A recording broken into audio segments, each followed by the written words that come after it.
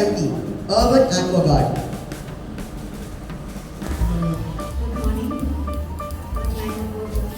My project is to change heavy rainfall and flooding into a usable resource in flood-prone cities. Okay. Wonderful idea and very much needed solution.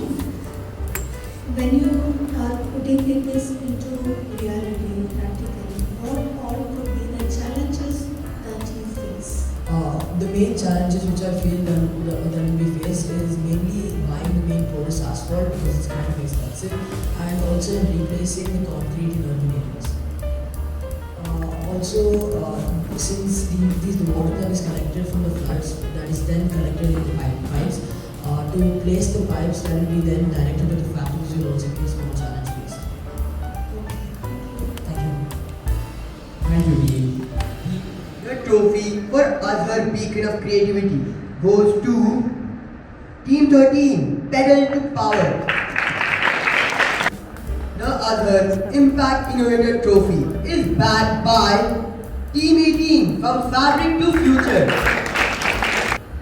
And finally, the AZHAR Social Impact Champion Trophy goes to Team 17, Urban AQUAGUARD. Congratulations!